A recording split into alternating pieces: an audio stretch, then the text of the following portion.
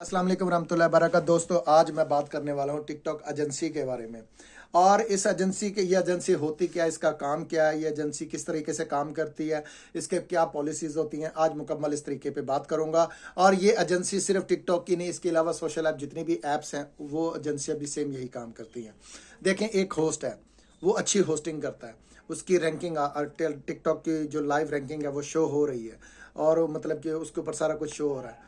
अब वो जब एजेंसी हायर करती है उस बंदे को, तो वो ये देखती है आया कि इस बंदे में बोलने का दम है, आया कि ये बंदा, इसके अंदर जज्बा है, क्या ये हर वो पनिशमेंट कर सकता है, आमने वाले जो उसके साथ होस्ट प्ले करने वाला हो।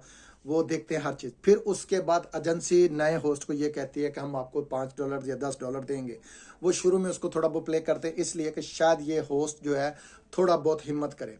जब देखते हैं कि वो होस्ट गेम को सीरियस नहीं ले रहा, गेम की तरफ सही तरीके से फोकस नहीं कर रहा, फिर वो एजेंसी उसके पास जाना छोड़ देती है। फिर वो नए होस्ट को जाके चेक करती है कि ये किस तरीके से काम करता है। जो होस्ट थोड़ा सा गेम में दिलचस्पी दिखाता है, गेम को गेम समझता है, फिर उसके पास एजेंसी का एक बंदा जाके बैठना शुरू हो जाता है।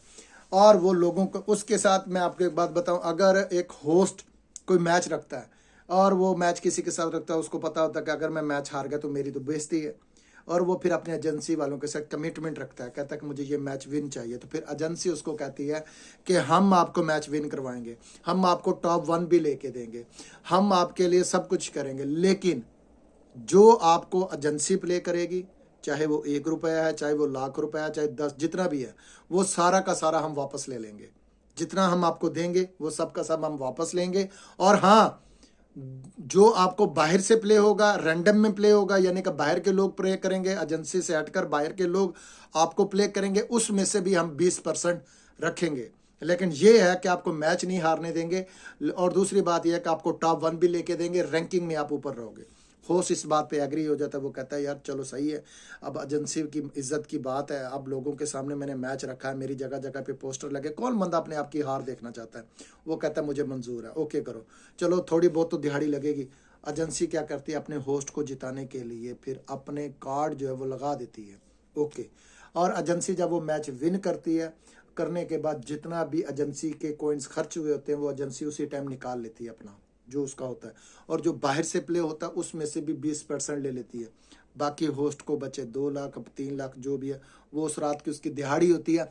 उसके बाद क्या होता है, वो टॉप 1 में चला जाता है। जब टॉप 1 में जाएगा तो टॉप 2 और टॉप 3 वाले बंदे उसका टॉप 1 तोड़ने के लिए उसके साथ मुकाबला करेंगे, और एजेंसी उसको बचाने में लगी रहेगी। इसी तरीके से एजेंसी को बहुत फायदा होता है। एजेंसी हमेशा अपने उन लोगों को सपोर्ट करती है जो टॉप 3, टॉप 2 या टॉप 1 में बैठे होते हैं, उनको बचाने के लिए। और कोशिश, एजेंसी के 2 से 3 बंदे ऐसे होते हैं जो नीचे होस्ट बैठे होते हैं, लेकिन वो भी टॉप 1 की कोशिश में होते हैं और अच्छी फाइट कर रहे होते हैं, डेयरिंग कर रहे होते हैं, उसको सपोर्ट कर रही थी। और जो बाकी होस्ट जो सिर्फ एजेंसी तो ज्वाइन कर लेते हैं पर वो गेम की तरफ सही तरीके से दिलचस्पी नहीं दिखाते, उनके पास एजेंसी आना छोड़ देती है। कभी कभी आती है जब वो होस्ट ज़्यादा इसरार करता है, तब वो आके प्ले करते हैं, लेकिन जो वो प्ले करते हैं वो वापस ले लेते हैं। क्योंकि वो कैसे वापस, कभी कभी नहीं भी लेते, वो इसलिए नहीं लेते क्योंकि वो आम रूटीन में जो उसको प्ले हो रहा होता है उसमें से 20% वैसे ही एजेंसी के अकाउंट में जा रहा होता है। और वो एजेंसी देखती है यार इसने हमें इतना तो फ़ायदा दिया, चल कोई बात नहीं, थोड़ा सा इसको वापस कर देते हैं। वो 10% उसको अपने में से उधर दे देते हैं, वो होस्ट खुश हो जाता है। लेकिन छोटे होस्टों से जो वो लाइव टाइम देते हैं, जो टाइम देते हैं 2 घंटे 3 घंटे, उसके पॉइंट्स, उसके जो टीम ज्वाइनिंग होती है इसके पॉइंट, और उसको जो शेयरिंग हो रही होती है उसके पॉइंट, और जो डबल क्या उसे कहते हैं कॉमेंट्स हो रहे थे उसके पॉइंट, और जो कैमरे पे बैठ के सारा कुछ कर रहा था उसके सारे पॉइंट्स के जब इकट्ठे होते हैं, उसका जो उसको बेनिफिट बनता है वो एजेंसी को चला जाता है। वैसे तो टिकटॉक होस्ट को देती है, वो उसको चला जाता है। इससे क्या होता है, टिकटॉक की जो पॉलिसी है उसमें जब एजेंसी है वो पहले से टिकटॉक वालों के साथ ये तय कर लेती है, उनको कहती है कि जनाब मेरी बात सुने, हमारे जो होस्ट हैं, आपने हमारे होस्टों को किसी भी किस्म की वायलेशन नहीं देनी, छोटी मोटी जो वायलेशन आती है आपने नहीं देनी, किसी किस्म की नहीं देनी, क्योंकि हमने आपके साथ कॉन्ट्रैक्ट साइन किया है।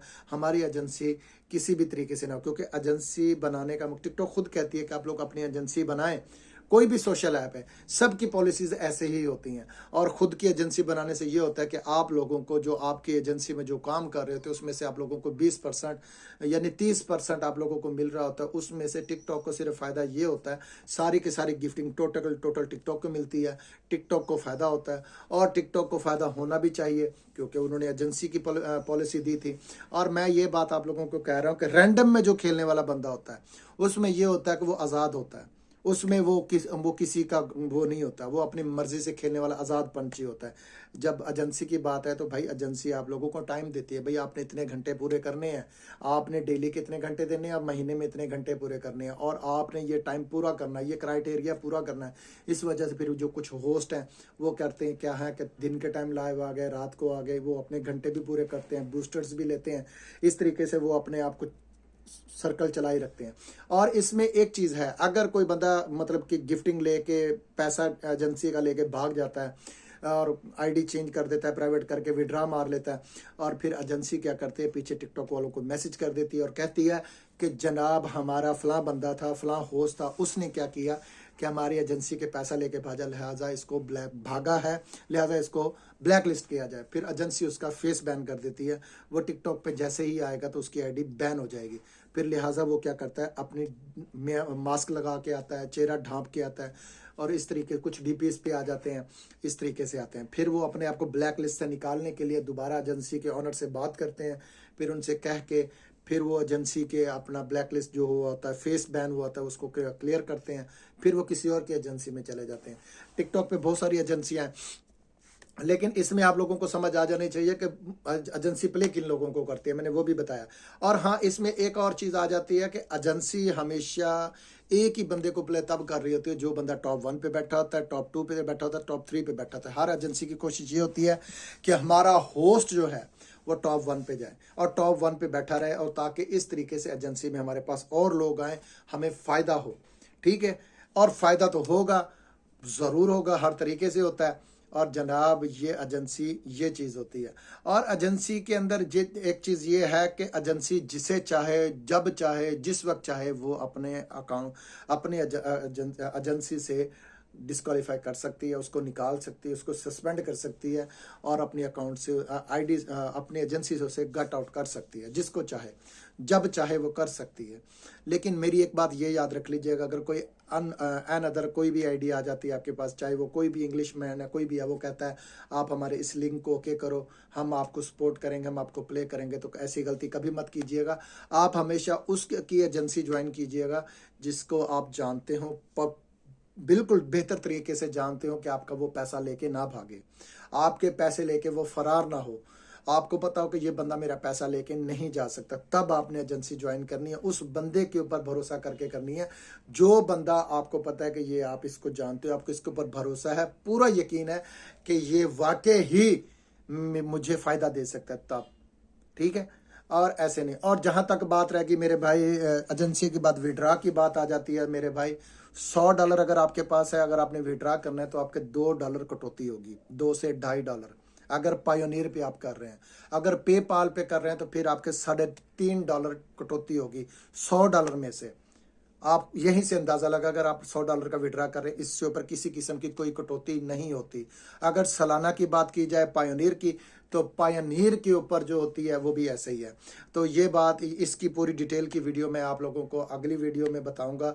तो आप लोगों को एजेंसी के बारे में पता लग चुका है। तकरीबन जितनी भी सोशल ऐप की जो एजेंसीज हैं उसका तरीकाकार यही है, वो इस तरीके से ही लोगों को सपोर्ट करते हैं, इस तरीके से वो खुद का घर भी चलाते हैं। और जितने भी होस्ट हैं उनको सिर्फ ज़रूरत होती है व्यूवरशिप की, टॉप 1 की, दुनिया के सामने खुद को दिखाने की। तो इस तरीके से वो एक दूसरे को फ़ायदा दे रहे होते हैं। ये एजेंसी का सही रूल है, आप लोगों को मैंने जो बता दिया है।